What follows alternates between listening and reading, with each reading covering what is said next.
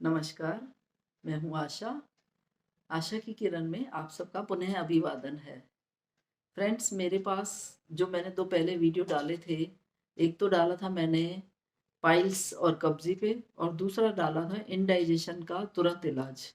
तो इन दोनों वीडियोज़ के लिए मेरे पास हमारे ही परिचितों ने और 1-2 फ्रेंड्स ने मुझे फ़ोन करके बोला कि आशा, कब्ज़ी और इंडाइजेशन इन दोनों में एक ही दवाई कोई सी भी ले सकते हैं या दोनों ही दवाइयाँ किसी भी एक बीमारी के लिए ले सकते हैं।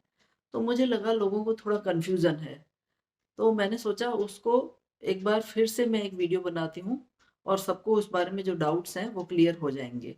इसलिए मैंने अब आप सबके सामने पुनः उसी सब्जेक्ट पे बात करने का निर्णय लिया, क्योंकि देखिए मेरा तो उद्देश्य सिर्फ़ यही है कि आप सब लोग ज़्यादा से ज़्यादा इसका फ़ायदा उठाएँ। जो मेरे आज़माए हुए अचूक नुस्खे हैं, उनका आप फ़ायदा उठा के स्वस्थ रहें। तो इसलिए मुझे इसको दोबारा बनाने में या उसको शॉर्ट में ब्रीफ करने में मुझे कोई दिक्कत नहीं है। इसलिए मैं फिर से इस बारे में बात करूँगी कि देखिए, पाइल्स और इंडाइजेशन दोनों थोड़ा-सा अलग चीज़ें हैं। पाइल्स की जनरेशन होता है मेनली कब्ज़ से। लंबे समय से कब्ज़ी चली आती है, तो पाइल्स का रूप धारण कर लेती है वो। उसके लिए मैंने बताया था कि यदि आपको कब्ज़ी है या आपको पाइल्स हैं, तो निरंजन फल एक छोटा-सा हरड़, छोटी हरड़ के जितना छोटा-सा एक उसी रूप आकार का फल होता है, वो बाज़ार में मिलता है पसारियों के पास में, वो लाएँ या फिर ये अमेज़न पे भी उपलब्ध है। आप अमेज़न से भी ले सकते हैं और वो बहुत ही सस्ता होता है। वैसे पीस वाइज़ लें तो ₹10 का 1 होता है। अदरवाइज़ पाव भी कोई ज़्यादा महँगा नहीं होता है, 200-300 का पाव मिलता है जिसमें कई फल आ जाते हैं। उसको बनाने की विधि मैंने बताई थी उसमें, मेरे उस वीडियो में, कि 12 घंटे का गैप होना चाहिए। उसको आप एक ग्लास में भिगो के रखें और फिर शाम को जैसे 7 बजे भिगोया तो दूसरे दिन 7 बजे ले लीजिए। बहुत ज़्यादा कब्ज़ी है तो 2 बार लें उसको, फिर सुबह 7 बजे भिगो दें और रात को फिर उसका पानी और वो उसका फल जो है चूस के पूरा पी लें। इससे आपको पाइल्स में भी और कब्ज़ी में बेहद रिलीफ़ मिलेगा। और बात अब है इंडाइजेशन की। इंडाइजेशन ये होता है कि आप खाना खा रहे हो, खाना खाने के बाद सुबह तो आपका पेट ठीक से साफ़ हो गया या ठीक है, एक बार आप चले गए, मोशन हो गया, लेकिन खाना खाते ही आपके पेट पे आफ़रा आ जाता है, आपको ब्लोटिंग होने लगती है और आपको डकारें आने लग जाती हैं, एसिडिटी हो जाती है। उस केस में इंडाइजेशन वाला जो मैंने कुछ मिश्रण आपको बताया था, जिसमें 1 चम्मच धनिया, साबुत धनिया ले लिया, 1 चम्मच जीरा ले लिया और 1 चम्मच उसमें आपने डाल दी दाना मेथी, और गर्मियाँ हैं तो आप थोड़ी-सी अजवाइन डाल दीजिए, अन्यथा ना भी डालेंगे तो चलेगा। इन तीनों का मिश्रण जो है बिल्कुल इक्वल मात्रा में लेकर के उसको मिक्सी में दरदरा पीस लीजिए और फिर उसका 1 टीस्पून आप उसका रात को एक काँच के ग्लास में पानी में डाल के और उसको पूरा ग्लास पानी से भर के ढक के रख दें। सुबह उठ के वो पानी छान के उस पानी को पी लें। उस पानी को पीने के बाद में आप उसको थोड़ी देर तक कुछ ना खाएँ।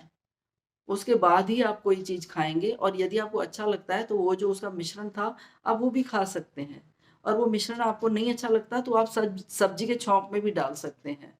ये मिश्रण आपको या इसका पानी आपको इतना फ़ायदा करेगा कि मेरा खुद का आज़माया हुआ है, मेरी हालत इतनी ख़राब हो गई थी कि गैस या एसिडिटी के कारण मेरी भूख बिल्कुल मर गई थी। मैं खा पी नहीं सक रही थी, मेरा वेट लॉस बहुत ज़्यादा हो गया था। फाइनली मुझे इस नुस्खे से इतना रिलीफ मिला कि लेते ही 1-2 दिन में ही मेरे को बहुत ज़्यादा आराम मिल गया और उसके बाद 1 हफ्ता लेने के बाद मुझे आज तक उसकी ज़रूरत नहीं पड़ी। तो आप उसको जितने समय तक कंटिन्यू करना चाहें, कर सकते हैं। और निरंजन फल जो था पाइल्स वाले में मैंने जो बताया है, वो भी आप लंबे समय तक ले सकते हैं और चाहें तो बीच में कुछ दिन गैप देके फिर ले सकते हैं। और आपको गैप देने के बाद लगे हफ्ता, 15 दिन, महीना लेने के बाद लगे आपको कि नहीं अब मुझे ज़रूरत नहीं है, आप वैसे आज़मा के देख लीजिए कि आपको ठीक से पेट साफ़ हो रहा है, मोशन हो रहा है, तो आप उसे बंद कर दें। नहीं लग रहा है ऐसा, तो आप फिर से चालू कर सकते हैं उसको। वो बिल्कुल हार्मलेस है, जैसे हम और फल खाते हैं उसी तरह वो एक सूखा हुआ फल है, आप उसको फिर से चालू कर सकते हैं। ये तो हुआ कब्ज़ और पाइल्स के लिए। और ये जो मिश्रण मैंने बताया था, ये गैस, ब्लोटिंग और अन्य किसी तरह की डाइजेशन से संबंधित कोई समस्या है, उसमें आप ले सकते हैं।